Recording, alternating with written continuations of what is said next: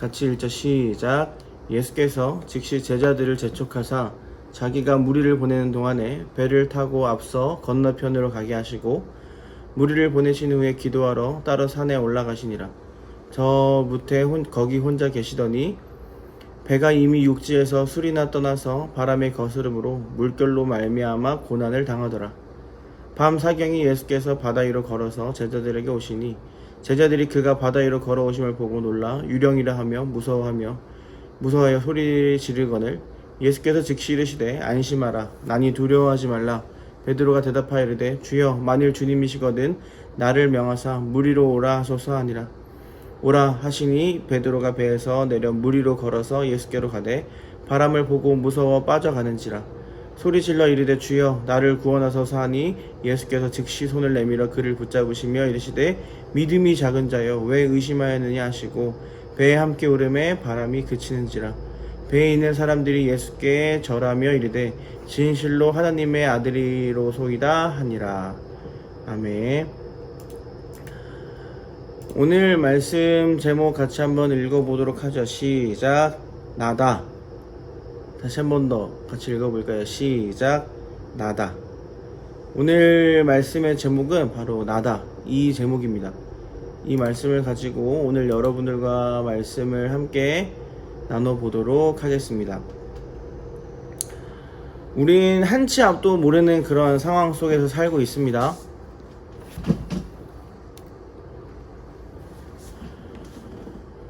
매 순간이 폭풍이고 매 순간이 고난의 연속입니다.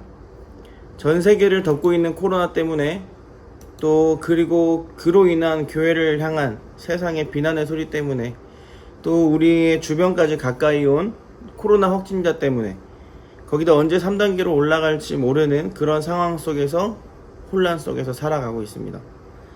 그래서 여러분들의 등교는 없던 일이 되어버렸죠. 수능은 미뤄졌습니다. 그런데 더 무서운 것은 코로나가 언제 끝날지 모른다는 겁니다. 사랑하는 여러분, 이 상황을 하나님을 향한 그 믿음으로 이겨내는 여러분들이 되기를 소망합니다. 그래서 세상의 본이 되어서 하나님께 영광 올려드리며 살아가는 여러분들이 되기를 축복합니다. 오늘 본문의 장소는 호수 위입니다. 시간은 칠흑 같은 새벽이에요.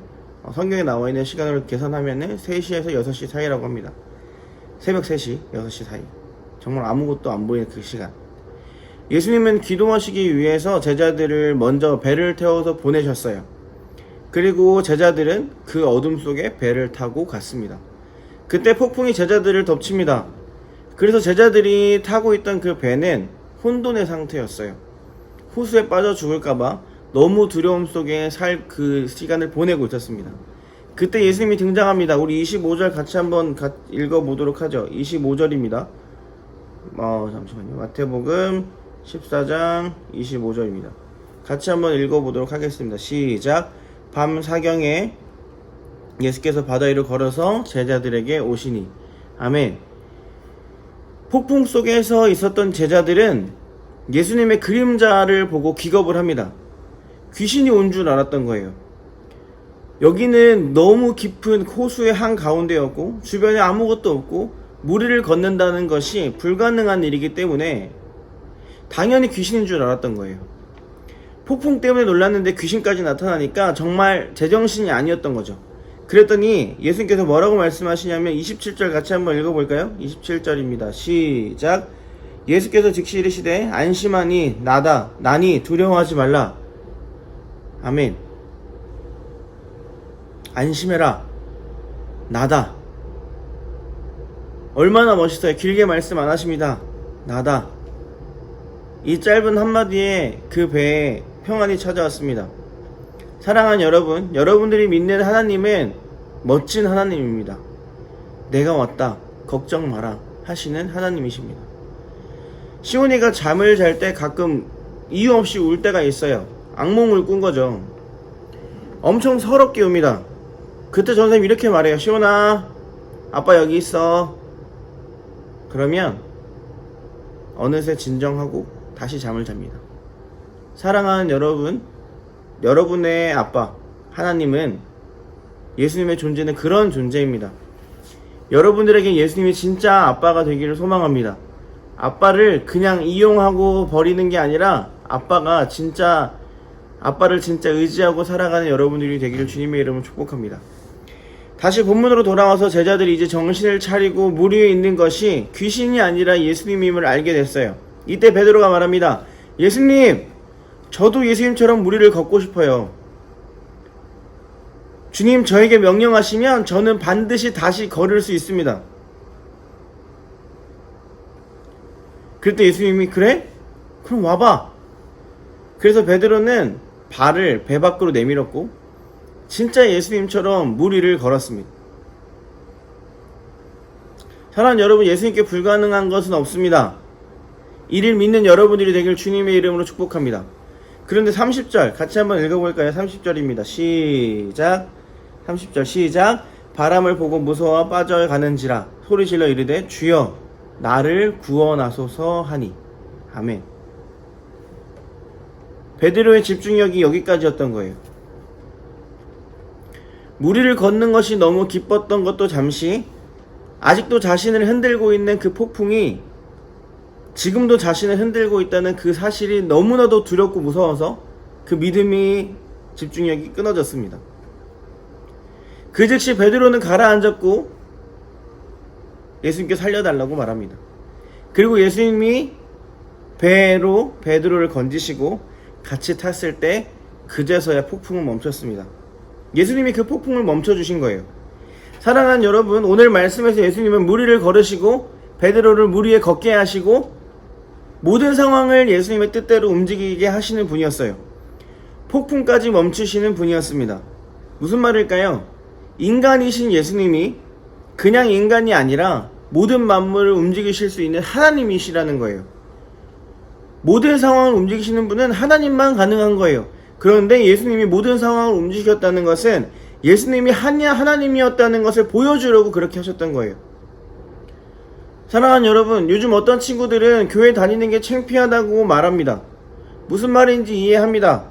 하지만 여러분들을 구원하시는 하나님은, 여러분들을 위해서 십자가에서 죽으신 예수님은 모든 상황을 움직이시는 진짜 하나님을 믿는 여러분들이 되기를 주님의 이름으로 축복합니다. 예수님이 그런 분이에요. 예수님은 폭풍 속에서 있는 제자들을 즉시 구원하셨습니다. 예수님은 자연을 지배하시고 악을 지배하시는 그런 분이셨어요. 그리고 그 상황에 폭풍을 지배하셔서 위기 속에 있는 제자들을 즉시 구원하셨습니다. 혹시 여러분들에게 폭풍이 있습니까? 혹시 여러분들에게 아무에게도 말하지 못할 그런 고민이 있습니까? 여러분에게 누구에게도 말하지 못할 죽을 것 같은 그런 상황이 있습니까? 그때가 바로 예수님을 찾을 때입니다. 제자들이 예수님을 발견했던 것처럼 여러분들이 예수님을 찾고 발견할 때입니다. 그때 여러분들이 예수님을 찾을 때 여러분들을 즉시 구원하여 주실 줄 믿습니다. 전도사님에게는 이번 주 정말 폭풍이었습니다. 때는 수요일 새벽 2시 갑자기 김전사님이 배가 아프기 시작했어요. 그래서 이제 아기가 나올 때가 됐구나 이제 생각을 해서 새벽에 서울에서 삼본제일병원으로 왔어요.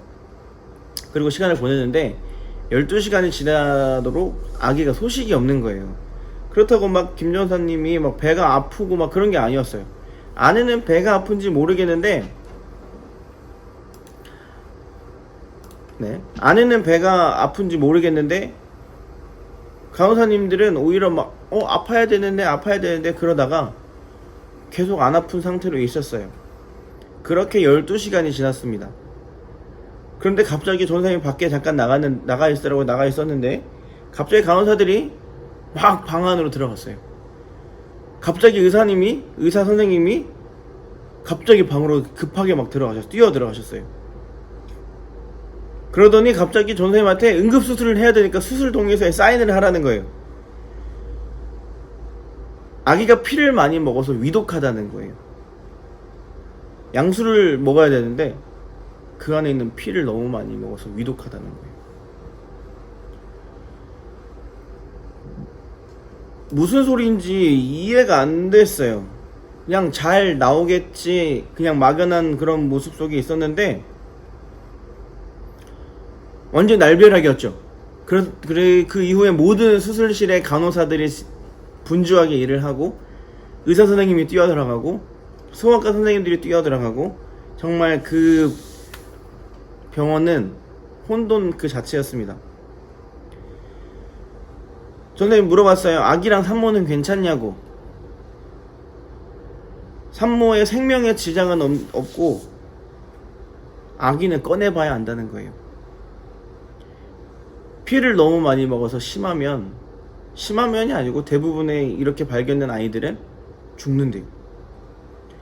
살아도 뇌출혈이나 폐렴이 온다는 거예요.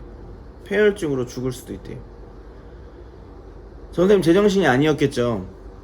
이렇게 설교하고 있는 게 은혜입니다. 10달 동안 기다린 애가 죽을 수도 있대요. 잘 나오겠지 그냥 있었는데 죽을 수도 있다는 거예요. 갑자기 그런 마음이 들었어요. 하나님이 주신 마음이 아니었는데 하나님 진짜 만약에 이런 최악의 상황이 일어나면 전 진짜 어떻게 될지 모를 것 같아요. 하나님을 원망하는 마음이 들었어요. 그런데 전도사님이 요즘에 굉장히 흥얼거리는 그런 찬양이 있는데 하늘 소망이라는 찬양이었어요. 이름을 하늘이라고 짓고 싶어서 그랬던 것도 있었는데 원래 되게 좋아하는 찬양이어서 아내가 이제 침대에 누워있을 때 그냥 기다리고 대기하고 있을 때 진통 중에 아내 배 위에다가 핸드폰을 올려뒀어요. 그 노래를 계속 틀어놨어요. 그 배 위에다가. 그랬는데 그 원망하고 있는 그 순간에 그 찬양이 생각이 난 거예요. 그 찬양 마지막 가사가 있습니다. 어떤 시련이 와도 나 두렵지 않네. 주와 함께 걷는 이 길에. 그러면서 기도했어요. 선하신 하나님, 위대하신 하나님, 주님이 행하실 일을 찬양합니다. 주님을 의지합니다. 선한 길로 인도해 주세요. 시온이를 낳을 때는 아무 그런 생각을 할 시간이 없었어요. 아내랑 같이 놀다가 갑자기 분만실에 들어가고 들어가자마자 5분도 안 돼서 아기가 나왔어요. 그런데 이번에는 그 1시간 사이에 수술하고 있는 그 1시간에 너무 많은 생각이 들었어요. 대부분 아이가 죽는다는데 어떡하지?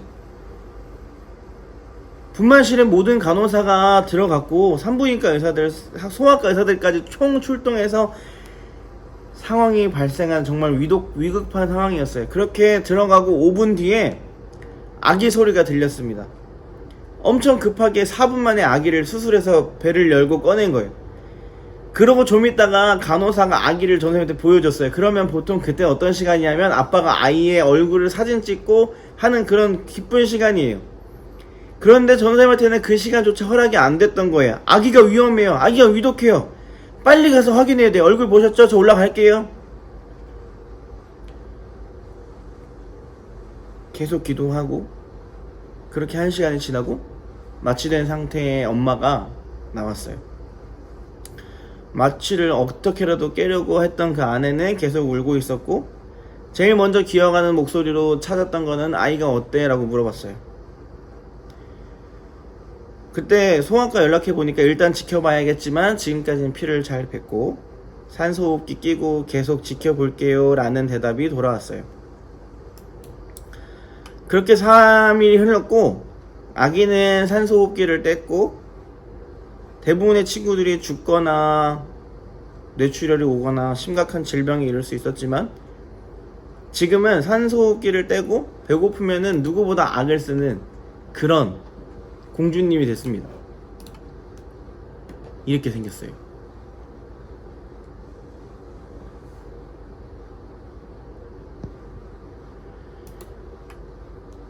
사랑하는 여러분, 전도사님한테 그 시간은 정말 인생의 최대의 고비라고 해도 이상하지 않았을 시간이었습니다. 제자들이 배에서 폭풍을 맞이했던 것만큼 전도사님에게 아내가 수술실에 들어가 있는 그 한 시간은 정말 힘든 한 시간이었어요. 그때 하나님을 원망하는 마음이 들기도 했지만 하나님은 전도사님의 마음을 하나님을 향하게 하늘을 향하도록 인도해 주셨어요. 나다 원서가, 내가 너의 하나님이다. 내가 너의 여호와다. 모든 만물의 주관자가 나다. 그러니까 평안해라. 32절 배에 함께 오름에 바람이 그치는지라. 예수님과 함께하는 순간 불안함이 그친 거예요. 사랑하는 여러분, 딴소리인데 부모님한테 잘하세요. 나중에 애기 낳으면 알겠지만 부모님한테 잘하세요. 여러분들의 부모님이 여러분들을 목숨 걸고 낳았습니다. 말씀 마치도록 하죠. 이 세상에서 평안하려면 우리는 믿음을 가져야 한다고 말합니다. 믿음이 없으면 믿음이 있어야 평안하다고 이야기해요. 믿음이 없어서 불안한 거라고 이야기합니다. 과연 그럴까요? 그럼 다른 종교와 다르지 않겠죠. 다른 종교도 그 정도 기도는 합니다. 종교가 없는 사람도 위급할 상황에 그 정도의 기도는 해요. 제자들이 믿음이 없었을까요? 예수님을 믿었던 제자들은 마태복음 8장에 보면 똑같은 상황을 맞이했었습니다. 이미 똑같은 상황에서 폭풍을 뱃속에서 맞이하였고, 그때 예수님이 잠잠하라 라고 말씀하셔서 그 배를 멈춰주셨어요. 그 폭풍을 멈춰주셨어요. 이미 이전에 똑같은 폭풍을 맞이했음에도 불구하고 또 예수님을 향한 믿음이 부족했던 거예요. 사랑하는 여러분, 우리의 신앙의 안전은 우리의 신앙에 달려있지 않습니다. 잘 들어야 돼요. 어디 가서 전선생님 믿음 필요 없다요 이런 얘기 하면 안 돼요. 이런 얘기 하지 말고 잘 들어요. 우리가 잘 믿어서 안전한 게 아니라는 거예요. 우리의 믿음에 우리의 안전이 달려있는 것이 아니라 우리의 평안, 우리의 안전은 우리가 믿는 하나님께 달려있다는 거예요. 우리가 믿는 하나님은 언제나 흔들리지 않으시고 우리의 하나님은 언제나 여러분들과 함께 하신다는 겁니다. 우리의 하나님은 언제나 완전하신 하나님인 줄 믿는 여러분들이 되길 소망합니다. 완전히 변하지 않으시고 굳건하신 하나님이 여러분들을 구원하실 줄 믿고 나아가는 여러분들이 되길 소망합니다. 예수님은 그때 폭풍 속에서 제자들을 구원해 주신 거예요. 그게 예수님 말씀하신 교회입니다. 그게 말씀하신 예수님의 교회예요. 예수님은 구원을 주셨고 구원을 준비하셨고 우리가 의심할 때 그 상황을 통해서 예수님이 우리를 건져내실 준비를 하고 계셨던 거예요. 그것이 오늘 본문이 말하는 교회입니다. 폭풍 속에 있는 제자들을 건져내시고 죽을 위기에 있었던 전사님의 둘째 아이의 위급했던 그 출산 순간에 하나님은 그 기적적으로 아이들을 살리신 이유는, 그 상황을 허락하신 이유는 내가 너의 하나님을 보여주시기 위함이었던 거예요. 27절, 나다, 안심해라, 내가 너를 구원한다. 내가 너를 건져내겠다. 안심해라, 내가 너의 하나님이라. 더 줄여서 나다. 사랑하는 여러분, 코로나19 때문에 우리는 함께 예배를 드리고 있지 못합니다. 우리가 누군가를 비난하고 상황을 탓하는 것보다는 이 상황에서 행하실 하나님의 기적을 바라봤으면 좋겠어요. 한국에서 가장 조롱을 많이 받고 있는 한국입니다. 너무 마음이 아프지만 하나님이 어떻게 사용하실지 기대하며, 하나님이 이 교회를 어떻게 사용하시고 하나님이 어떤 역사를 행하실지 바라봤으면 좋겠습니다. 그렇게 사랑하는 여러분들이 되기를 축복합니다. 그러면 여러분들이 해야 할 일은 매주 이야기하지만 세상의 본이 되는 일입니다. 여러분들이 직접 세상의 예수가 되는 겁니다. 세상에서 예수의 이름으로 욕먹고 있는 이 한국 교회에서 여러분들이 해야 할 길은 그게 아니다. 예수님의 모습을 보여준 사람들이 많다. 내가 진짜 예수의 모습을 보여주겠다. 여러분들의 본이 되는 모습을 보여주는 겁니다. 세상에 예수의 이름으로 살고 있는 여러분, 세상에 교회 이름으로 살아가고 있는 여러분, 예수의 이름을 부끄러워하지 말고, 교회라는 이름을 부끄러워하지 말고, 이럴 때일수록 더욱더 겸손함으로, 낮은 모습으로, 그리고 저번주에 말했던 것처럼 이웃을 사랑하는 가장 큰 계명을 지키는 여러분들이 되기를 축복합니다. 진짜 세상 가운데 예수님의 모습을 보여주고 나타내는 그런 여러분들이 되기를 소망합니다. 그때 하나님께서 말씀하실 겁니다. 나다, 내가 너를 책임질 것이다. 비록 세상에서 교회가 많은 욕을 먹고 있고 많은 비난을 받고 있지만 내가 너를 책임질 것이고, 내가 너를 책임질 것이고, 내가 교회를 책임질 것이다. 그러니까 나랑 함께 가자. 그때 그 마지막 날에 하나님께서 우리에게 하나님의 영광이 가장 높다는 것을 보여주실 줄 믿습니다. 사랑하는 여러분, 여러분의 하루하루가 예수님과 동행하는 하루가 되길 소망합니다. 여러분의 하루하루가 예수님과 동행하는 줄 믿는 여러분들이 되길 소망합니다. 또 여러분들을 구원하신 하나님이 또 여러분들을 여러분의 폭풍 같은 상황에서, 고난이 가득한 상황에서, 아무에게도 말하지 못해서 죽을 것 같은 그런 상황 속에서도 그 상황을 역전시키시고 여러분들을 구원하실 하나님을 의지하며 살아가는 여러분들이 되기를 축복합니다. 예수님은 폭풍 속에 있는 제자들을 말씀으로 나다 말씀하시고 폭풍을 잠재우셨습니다. 여러분들이 믿는 하나님은 그런 하나님입니다.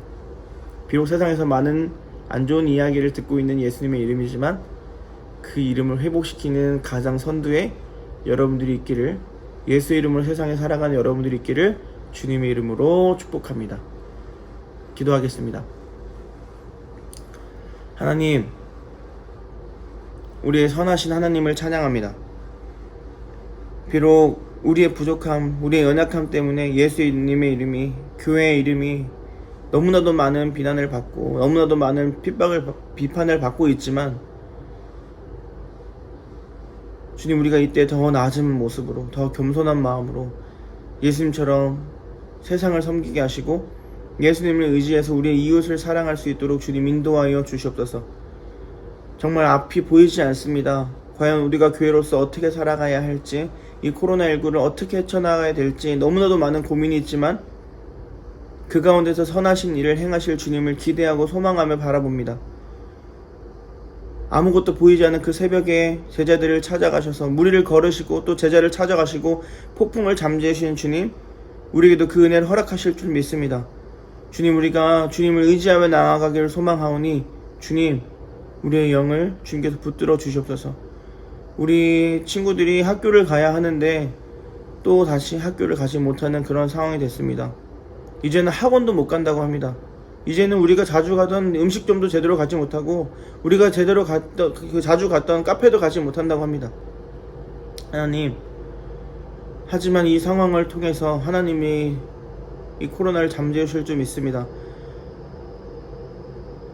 이제는 더 이상 코로나가 번지지 않도록 주님 인도해 주시고 또 이 코로나를 통하여서 하나님의 나라와 하나님의 뜻을 구하는 그 또한 귀한 시간 될 수 있도록 주님 또한 축복하여 주시옵소서. 주님, 우리 너무 연약합니다. 세상 가운데 예수의 이름으로 살아간다는 것이 너무나도 우리에게 버겁습니다. 하지만 주님이 은혜 주시면, 주님 우리와 동행하시면 가능합니다. 주님, 우리와 함께 하시고 우리 가운데 거하셔서 우리가 온전히 주님만을 찬양하며 그 상황을 모두 이겨내는 우리가 될 수 있도록 축복하여 주시옵소서. 주님께서 우리의 모든 폭풍 가운데 언제나 함께 하실 줄 믿사오며 예수님의 이름으로 기도하옵나이다. 아멘.